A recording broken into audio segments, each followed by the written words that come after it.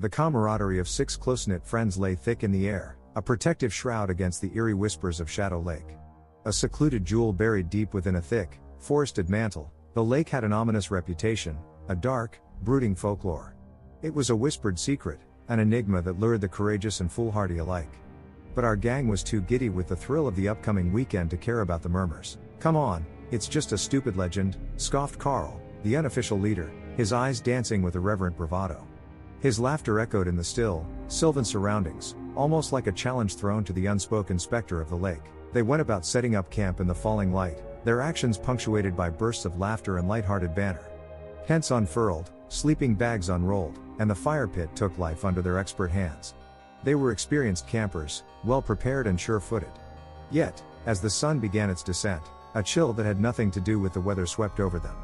The lake shimmered ominously in the dying light, the surroundings falling silent, save for the faint rustle of leaves whispering unsaid warnings. Billy, the youngest and most impressionable, was particularly sensitive to the shifting atmosphere. The dying embers of the sunset reflected in his wide eyes as he nervously scanned the darkening woods. His older brother, Mark, gave his shoulder a reassuring squeeze, but his smile didn't quite reach his eyes. As darkness draped itself over the lake, they huddled around the campfire, its flickering light casting long, dancing shadows. The comforting smell of charred marshmallows wafted through the air, mixing with the natural scent of the wilderness. Tales of personal bravery and adolescent hijinks turned into whispered ghost stories, their voices bouncing off the still waters of the lake. Occasionally, the wind would stir, causing the branches to groan and the leaves to rustle, a mournful nocturnal symphony that heightened the eeriness of their tales. Each noise seemed magnified, each movement in the periphery a potential specter waiting to leap at them. The darkness of the lake and the surrounding forest were no longer benign. They seemed alive, watchful. Somewhere, in the depth of the night, an owl hooted, the sound echoing across the lake. The friends laughed, a little too loud, a little too high, their mirth fading quickly into the quiet rustle of the night. The campfire flickered, the firelight throwing grotesque patterns on their faces. They huddled closer together, their ghost stories forgotten, the reality around them scarier than the tales they'd spun. Little did they know, the true horror of Shadow Lake had yet to reveal itself. With the passage of time, the campfire dwindled, and so did their bravado. The joviality that once filled the campsite seemed a distant memory, replaced by an uneasy silence that made their ears ring. Billy sat up, shaking off his sleep, his heart pounding in a rhythm that seemed unnaturally loud in the quiet around him. The water canister was empty. He needed to refill it from the lake, an unwritten rule among the friends for the youngest to fulfill. He glanced at the calm lake, its pitch-black surface stared back ominously. Gathering his courage, he grabbed the canister, his hand shaking slightly. Walking towards the lake, the soft, cool sand beneath his feet felt soothing, an odd contrast to the goosebumps prickling his skin. The moon, high in the sky, cast long shadows, turning the simplest of objects into grotesque specters. The lake, usually a serene oasis of tranquil beauty, now looked ominous, its black water resembling a bottomless pit. The silence was almost deafening, broken only by his own nervous breathing. The water felt icy cold, almost as if the lake was holding its breath, waiting for something to happen. As he turned around to head back, he froze. Across the lake, a flicker of white caught his attention. Squinting, he tried to focus on the distant figure barely discernible against the dark backdrop of the forest. A woman? He blinked, thinking his tired eyes were playing tricks. But when he looked again, the figure was still there, seeming to shimmer in the moonlight. He felt a chill creeping up his spine, the hairs at the back of his neck standing on end. A sour taste filled his mouth, fear, stark and biting. He wanted to scream, to call out to his friends, but his voice felt lodged in his throat. He turned and ran back to the camp, the canister forgotten, the haunting image of the flickering figure seared into his mind. Bursting into the campsite, his wide-eyed fear jolted the others awake. They huddled around him, their faces washed in the pale light of the dying campfire. Billy stammered out his encounter, his words tumbling over each other in his panic. A chuckle broke the tension. Carl, always the skeptic, laughed off Billy's sighting. "It's the lake's reflection playing tricks, Billy. You're imagining things." Billy shook his head vehemently, the terror in his eyes contradicting the forced laughter. He knew what he saw, and it was no trick of the light. The friends eventually drifted off to sleep again, their dreams filled with flickering figures and icy waters. Yet, Billy remained awake, his gaze fixed on the tent's flimsy canvas as if he could see through it, back to the lake, back to the figure. He tried to convince himself that it was just a product of their ghost stories and his overactive imagination. But deep down, he knew. The figure, the woman, whatever it was, had imprinted itself onto his consciousness. an eerie specter that refused to be dismissed. Shadow Lake, once a backdrop for their adventure, had become a character in its own right, a spectral presence that whispered of unspoken horrors. The night had fallen indeed, casting a pall of fear over their fun-filled camping trip. And it was far from over. The witching hour swept in with an almost palpable chill, snuffing out the last embers of the campfire and shrouding the campsite in an inky darkness that felt almost heavy, almost alive. Inside the safety of their tents, the friends huddled, their sleeping bags pulled tight around them, the rustling whispers of the surrounding woods seeping into their dreams. Only Billy was awake, the echo of his encounter at the lake pounding a rhythm of unease through his veins. Every rustle, every whisper of the wind, felt like a harbinger of a chilling revelation. His gaze never left the thin fabric of the tent, as if he could pierce through it with sheer will. Outside, the wind picked up, howling through the trees and across the undulating surface of the lake, carrying with it the chilling whispers that had been gnawing at the edge of Billy's consciousness. The whispers grew louder, morphing into a soft, ethereal hum that seemed to call to him. With every fiber of his being screaming at him to stay put, Billy found himself unzipping the tent, stepping into the icy chill of the night. The moon hung low, bathing the landscape in an otherworldly glow that made the shadows dance with macabre delight. The lake seemed to beckon him, the soft hum turning into a gentle, almost maternal call that tugged at him, irresistible and inexplicable. His breath clouding in front of him, Billy slowly made his way towards the lake, the soft sand cold beneath his bare feet. As he drew closer, he saw her again. The woman in white. She was no longer a flicker in the distance, but a solid figure standing at the water's edge, her face obscured by a mass of flowing hair. Billy stood frozen, a statue under the spectral moonlight, his heart pounding a wild rhythm of terror and fascination. The woman was unmoving, her form ethereal yet unmistakably there. She was a contradiction, a myth turned reality, the personification of the dread that had crept into their hearts since the first whispered legends of Shadow Lake. Then, she turned, her movements slow and elegant, a predator toying with her prey. For a split second, Billy thought he saw her face, pale and hauntingly beautiful, her eyes hollow pits of sadness and torment. Then, she was gone, vanished into the wind, leaving behind the chilling echo of her presence. Billy's scream ripped through the still night, a jarring sound that brought the campsite alive. His friends stumbled out of their tents, their eyes wide with fear and confusion. Billy was a shaking mess, his face pale, his words a jumbled mess of horror and disbelief. But even as they dismissed his tale as a product of an overactive imagination and nerves frayed by the eerie surroundings, their laughter was forced, their eyes flicking anxiously towards the lake. They huddled in their tent, the rest of the night a tableau of hushed whispers and fitful sleep. But Billy lay awake, his gaze fixed on the roof of the tent, his mind a whirlwind of fear and fascination. He had met the haunting figure of Shadow Lake, had locked eyes with the spectral woman who had woven a tapestry of fear into their camping trip.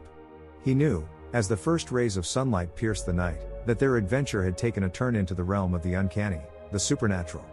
He knew that the ghostly tales they had dismissed were not just tales, but a chilling reality they were now a part of. Their carefree escapade had become a dance with the unknown, a tango with terror.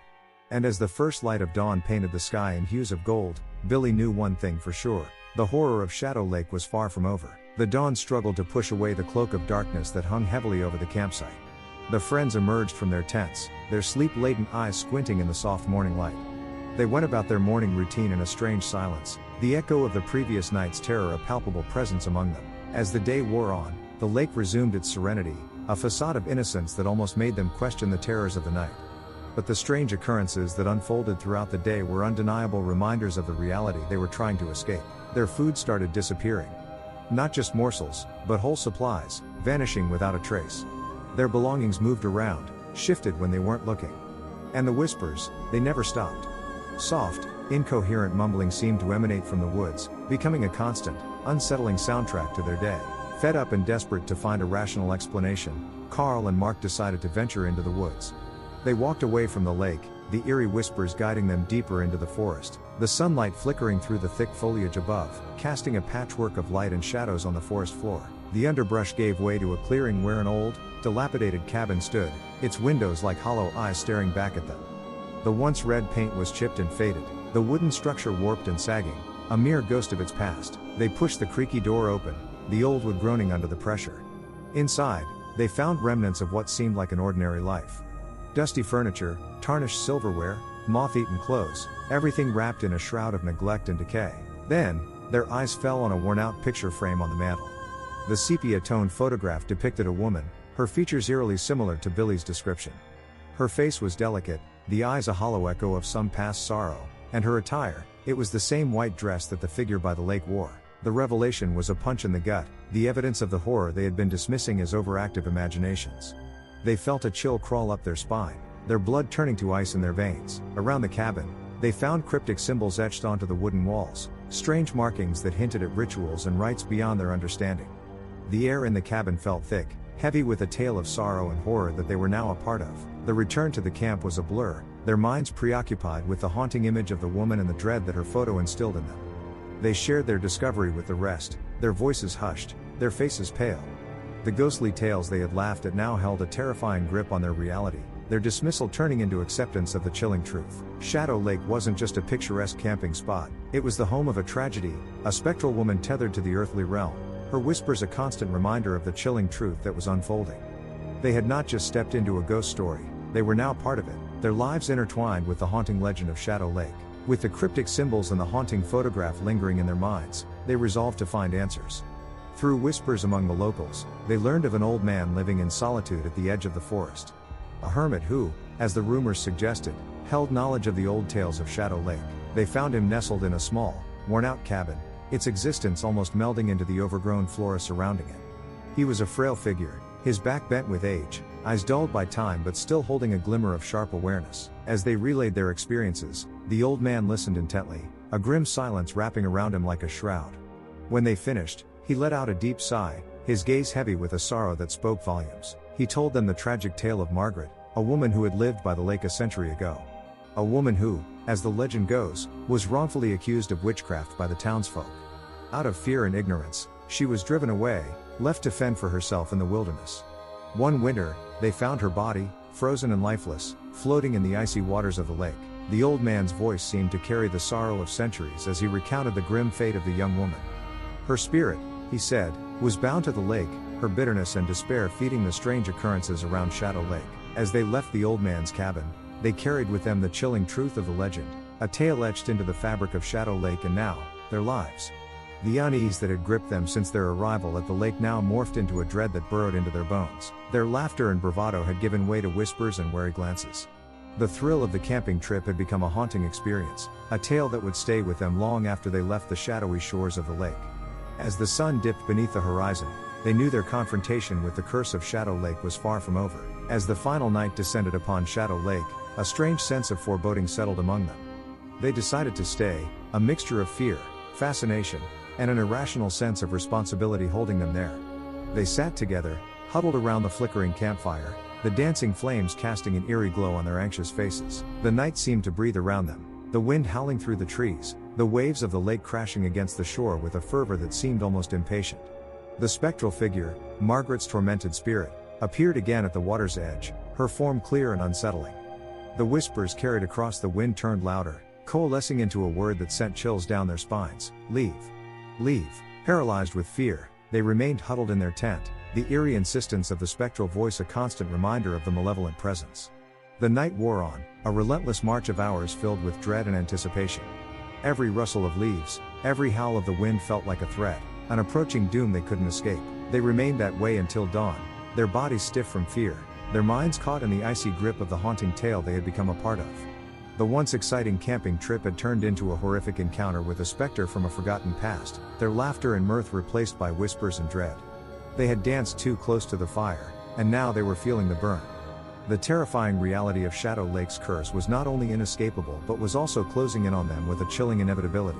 The break of dawn was a chorus of chirping birds, a stark contrast to the ghostly symphony of the night.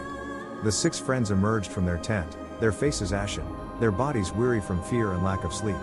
As they packed their belongings, each movement felt mechanical, their minds still trapped in the horrifying embrace of the previous night. Suddenly, they realized Billy was missing. Their hearts pounded in their chests as they frantically called out for him, their voices echoing around the eerily serene lake. They found him by the water, his gaze vacant, his lips murmuring Margaret's name. Pulling him away from the lake, they piled into their vehicles, the gravel crunching under the tires as they made their hurried exit. As the lake disappeared from view, they saw the figure one last time in their rearview mirror, her form slowly fading with the rising sun. Their journey home was silent, their minds processing the chilling adventure they had just lived. Billy sat quietly, his gaze fixed on the road ahead, his face a mask of bewilderment and fear. He was safe now, But he had been touched by the haunting spirit of the lake, a mark that would take time to fade. The horror of Shadow Lake was behind them now, but it was far from over. They had experienced the chilling reality of the legend, had felt the icy touch of the spectral figure, and heard the mournful whispers of a spirit wronged. The horror of Shadow Lake would follow them long after, a chilling tale to tell around campfires, a grim reminder of the dark side of their adventurous spirit, a memory forever imprinted on their souls.